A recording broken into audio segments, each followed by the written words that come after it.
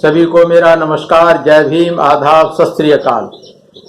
Bahujan Samaj party ने बहन कुमारी मायावती के नेतृत्व में 1987 में क्यों चलाया था 1 साल का आंदोलन, आइए जानिए आज के एपिसोड में। मैं वीरेंद्र सिंह आप सभी का स्वागत करता हूं एसएम न्यूज द्वारा चलाई जा रही सीरीज बहन कुमारी मायावती जी का संघर्ष और जिंदगी का सफरनामा। आपको पता है 1985 और 86 में बहुजन समाज पार्टी ने पूरा देशव्यापी आंदोलन चलाया था आरक्षण के समर्थन में और मंडल कमीशन की रिपोर्ट लागू करने के लिए। इसके बाद 1987 से 15 अगस्त 1987 से 15 अगस्त 1988 तक एक दूसरा आंदोलन शुरू किया बहुजन समाज पार्टी ने। क्यों शुरू किया, क्या था ये आंदोलन? 15 अगस्त 1987 को देश को आजाद हुए 40 साल पूरे हो रहे थे और इन 40 साल को पूरे होने की खुशी में भारत सरकार ने इन भोले भाले लोगों को गुमराह करने के लिए बहुत सारे कार्यक्रमों की घोषणा की थी। इनके आकाशवाणी चैनल, टेलीविजन सबके माध्यम से प्रचार माध्यमों का दुष्प्रचार करके इन पीड़ित बहुसंख्यक लोगों को गुमराह करने के लिए एक गहरी चाल और विनाशकारी प्रक्रिया शुरू की थी।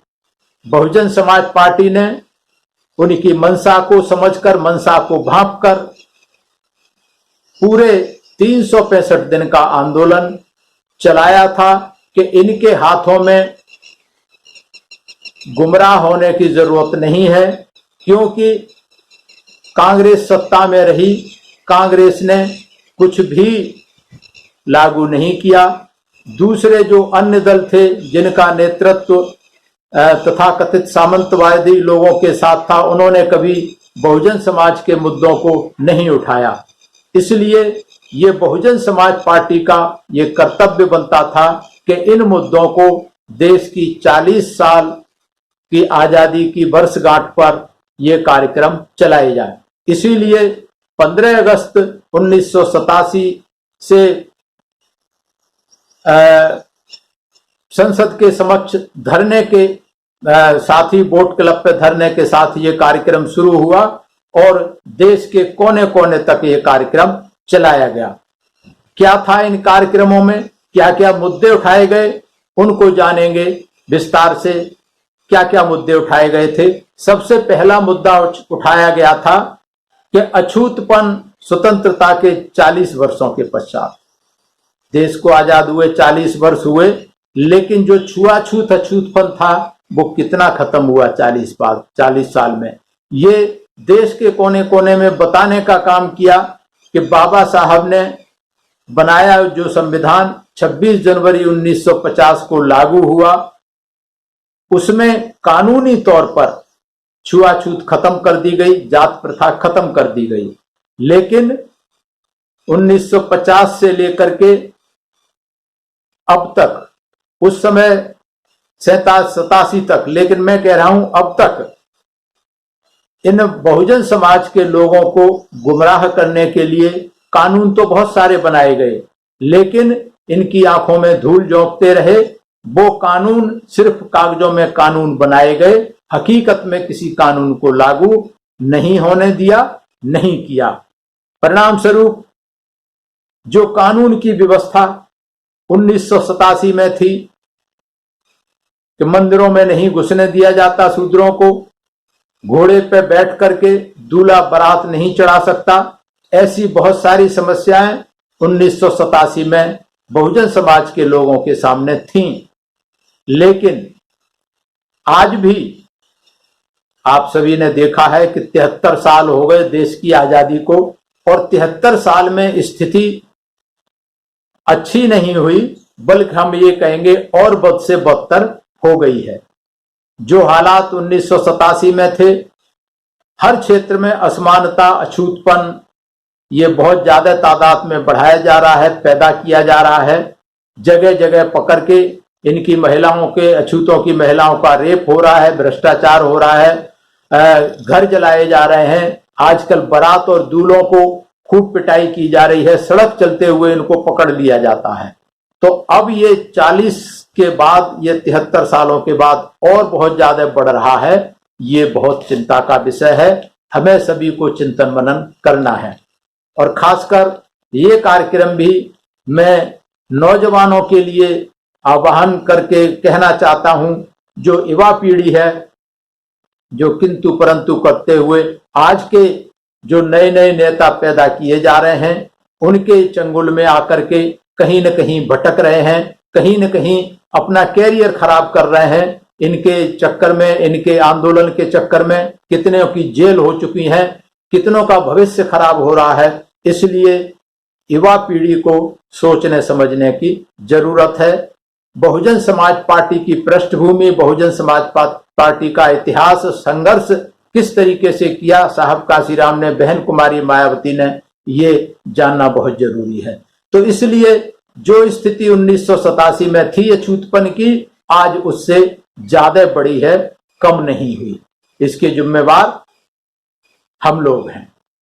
इसके बाद दूसरा मुद्दा आता है मानवीयता। मानवीयता स्वतंत्रता के 40 वर्षों के पश्चात क्या रही।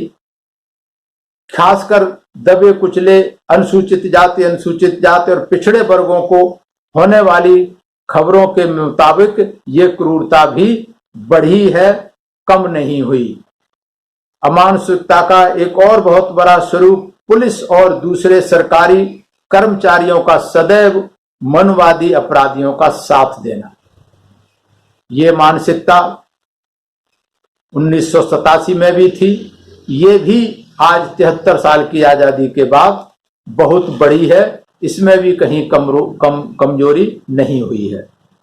पहले ये आलम था कि अत्याचारों के शिकार, सामंतशाही, आम मानवीयता के शिकार विरोध करने के लिए कोई अपने छोटे मोटे संगठन बना लेते थे, तो सरकार उन संगठन के कर्ताओं को खत्म करने का काम करती थी। इस तरीके के बहुत सारे उदाहरण हैं कि उनका उत्पीड़न होता था और आज भी ऐसा हो रहा है।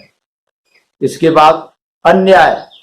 स्वतंत्रता के 40 वर्षों के पश्चात अन्याय घटा या बढ़ा, तो भारत का समस्त शोषित समाज आज किसी न किसी रूप में अन्याय का शिकार है।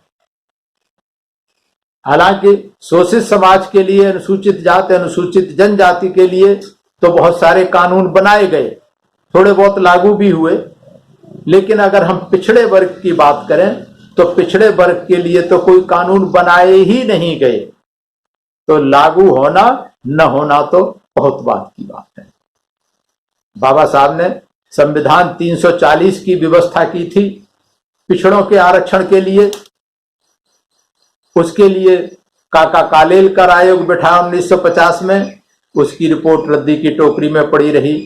मंडल कमीशन बैठा 1980 में, उसकी रिपोर्ट आ गई, बोर्ड रद्दी की टोकरी में पड़ी रही। तो इस तरीके से इन प्राविधानों को कांग्रेस की सरकारों ने लागू नहीं किया और पिछड़े वर्ग के लोग अनुसूचित जाति के और अनुसूचित जनजाति के लोगों से 50-60 साल पीछे हो गए, क्योंकि उनका कानून 1990 में जाकर के मंडल कमीशन की घोषणा हुई और 1993 में जाकर के मंडल कमीशन लागू हुआ कागजों पे, और उसको धरातल पर लागू होते होते और 10 साल लग गए। तो इस तरीके से जो पिछड़े वर्ग के लोग थे, कम से कम 60-70 साल पिछड़ गए अनुसूचित जाति के और अनुसूचित जनजाति के लोगों से।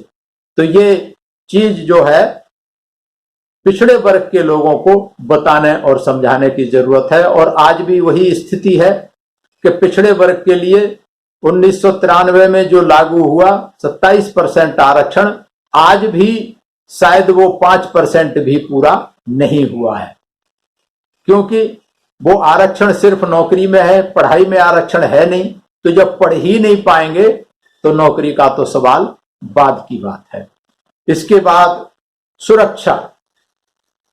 स्वतंत्रता के 40 वर्षों के पश्चात स्वतंत्रता का क्या हाल रहा।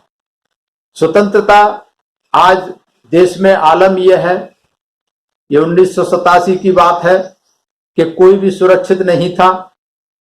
प्रधानमंत्री भी सुरक्षित नहीं था उस वक्त, तो प्रधानमंत्री भी सुरक्षित नहीं था। सरकारी आतंकवाद, सरकार ने जो आतंकवाद पैदा किया था, उसने विभिन्न प्रकार के आतंकवाद उत्पन्न किए। ये जो आतंक बहुत सारे हैं, आतंकवादी संगठन हैं, ये कहीं न कहीं सरकार ने पैदा किए, अलग अलग कारणों से, अलग अलग समय पर। और धार्मिक अल्पसंख्यक की अगर बात करें, मुस्लिम समाज की अगर बात करें, क्रिश्चियन समाज की बात करें, तो वो भी बहुत बुरी तरह से 1987 में जो पीड़ित था, आज वो उत्पीड़न और ज्यादा बढ़ा है। अगर मुस्लिम समाज की बात करें, अगर क्रिश्चियन समाज की बात करें, और खास करके 5-6 साल में और देश की 73 साल की आजादी में मुस्लिम समाज पर, क्रिश्चियन समाज पर, अल्पसंख्यकों पर यह उत्पीड़न बहुत ज्यादा बढ़ा है। और इसके लिए सरकारी एजेंसी, पुलिस प्रशासन, पीएसी इसमें पूरी तरीके से सहयोग करता है इन सामंतशाही ताकतों का।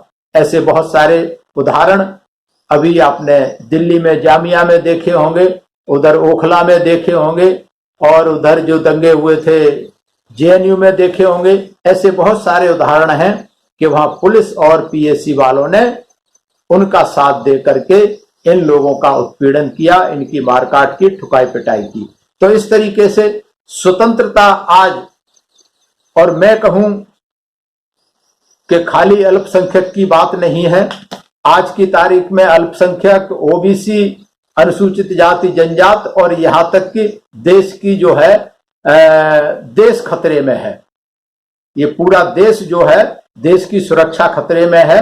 तो ये बहुत चिंता का विषय है। इसके बाद समानता, स्वतंत्रता के 40 साल में समानता का क्या स्तर रहा? तो समानता की अगर हम बात करें तो बाबा साहब डॉक्टर अंबेडकर ने 26 जनवरी 1950 को ये कहा था कि 26 जनवरी 1950 से हम एक विरोधाभास के जीवन में प्रवेश करने जा रहे हैं। राजनीति में हमें समानता होगी, राजनीति में एक व्यक्ति एक वोट और एक वोट की कीमत एक होगी। लेकिन इसके सिद्धांत को तो हम मान लेंगे राजनीति में, लेकिन सामाजिक और आर्थिक तौर पर यह गैर बराबरी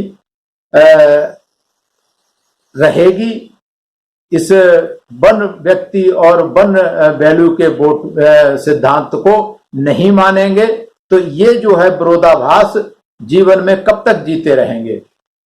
हमें अपने सामाजिक और आर्थिक जीवन में समानता को कब तक नकारते रहेंगे। हमें इसके लिए अगर हम लंबे अरसे तक ये असमानता सामाजिक और आर्थिक क्षेत्र में समाप्त, ये विरोधाभास समाप्त नहीं कर पाए तो फिर लोकतंत्र खतरे में पड़ जाएगा। तो बाबा साहब ने आह्वान किया था कि हमें सामाजिक और आर्थिक विषमता यथाशीघ्र समाप्त कर देना चाहिए, अन्यथा जो असमानता में विश्वास रखते हैं, जो पक्षधर हैं, वो इस लोकतंत्र को ध्वस्त कर डालेंगे। और आज आप देख रहे हैं 73 साल की आजादी के बाद देश उसी तरफ जा रहा है। लोकतंत्र की सारी संस्थाएं खतरे में है, देश में लोकतंत्र खतरे में है। तो ये जो सारे जो विरोधाभास हैं, 40 सालों में जो आकलन किया था बहुजन समाज पार्टी ने और इसको जागरूक करने के लिए पूरे देशव्यापी आंदोलन चलाया था, पूरे 365 दिन का, जिसमें समानता के लिए, बहुजनों को समानता के लिए संघर्ष हमें करना है। और जो तत्कालीन सरकारों ने जो असमानता, जो गैर बराबरी, जो मानवीयता, जो असुरक्षा जो पैदा की, उसके लिए ये संघर्ष चलाया गया था। और बहुत ही बखूबी से बहन कुमारी मायावती के नेतृत्व में, साहब काशीराम के नेतृत्व में पूरे देश में ये आंदोलन चला और लोगों में जागृति आई इन चीजों से।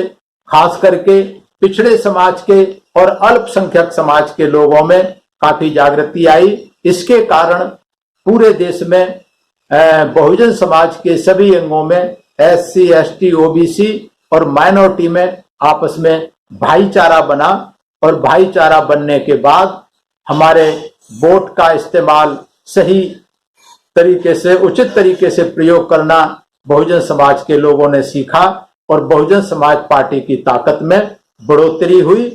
और इसी कारण 89 में बहन कुमारी मायावती मेंबर पार्लियामेंट बनी थी।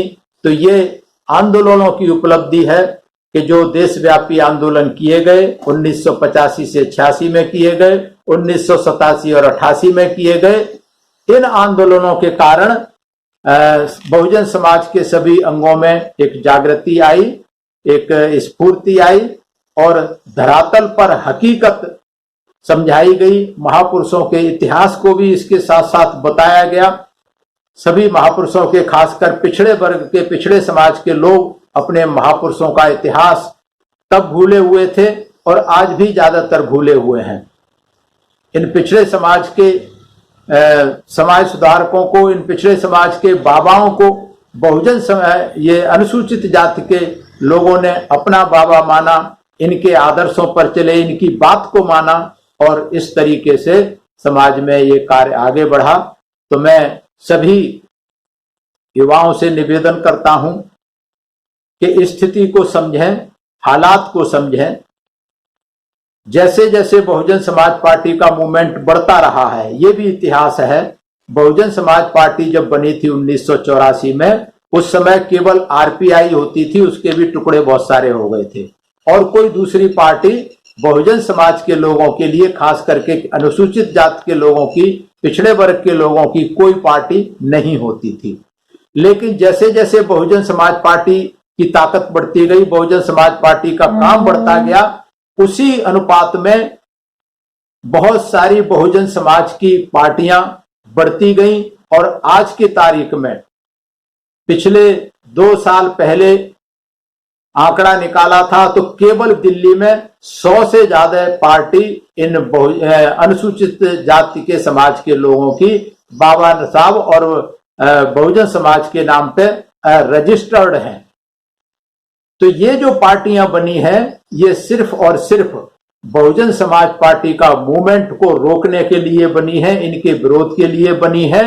और जो ये पार्टियों को चलाने वाले हैं, वो भी कहीं न कहीं से समाज के साथ गद्दारी कर रहे हैं।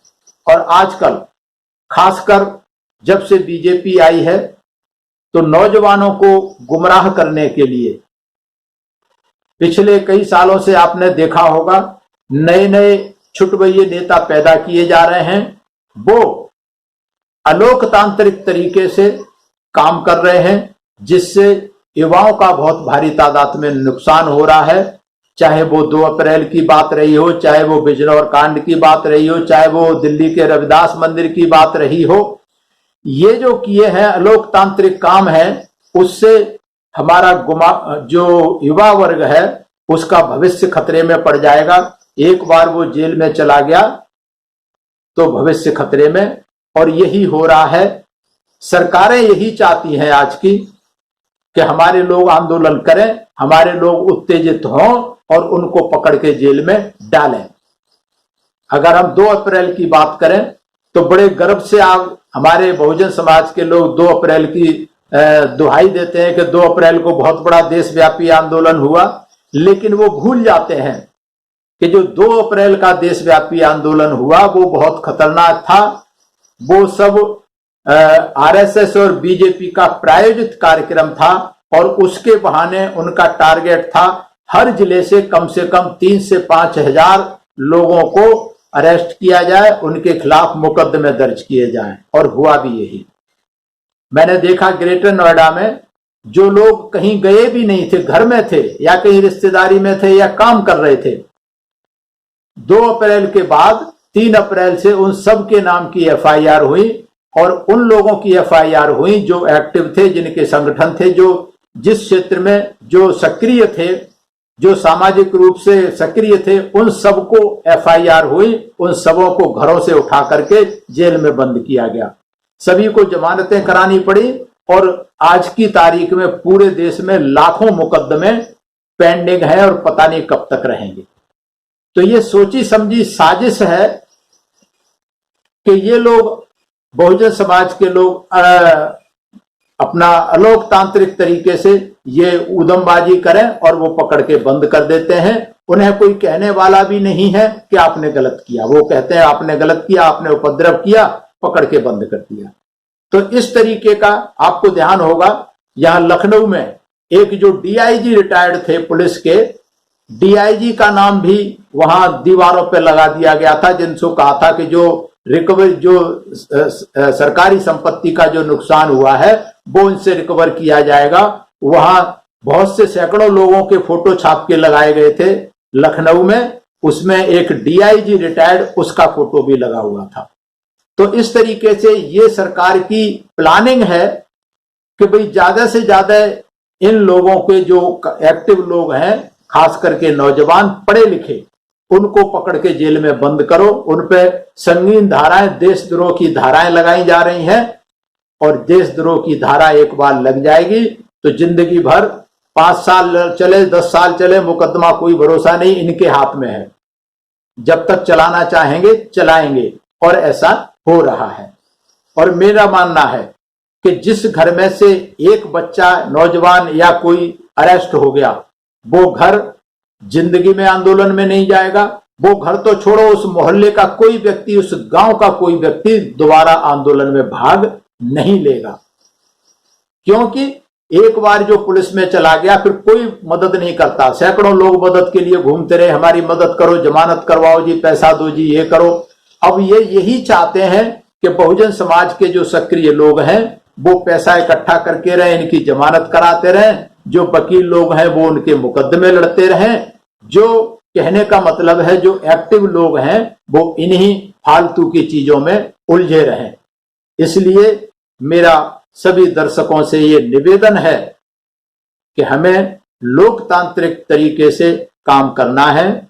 जो पार्टी, जो संगठन गैर लोकतांत्रिक तरीके से काम कर रहे हैं, जोर जबरदस्ती से काम कर रहे हैं, जो संवैधानिक तरीके से काम नहीं कर रहे, वो इस समाज को बर्बाद करना चाहते हैं, युवा वर्ग को बर्बाद करना चाहते हैं, तो इस साजिश को समझना पड़ेगा। इसके पीछे कौन है ये भी समझना पड़ेगा। इसलिए मेरी सभी बुद्धिजीवी साथियों से ये अपील है, ये निवेदन है कि इन चीजों को समझें और समाज को समझाने का काम करें। और बुद्धिजीवी खासकर जो बहुत ज्यादा उत्साहित और उत्तेजित रहते हैं, होते हैं, उनसे भी मेरी अपील है कि जोश के साथ में होश भी रखना चाहिए। अगला आंदोलन बहुजन समाज पार्टी ने इस तरीके के आंदोलन क्यों नहीं किए, ये हम लेंगे अगले एपिसोड में। आज बस इतना ही।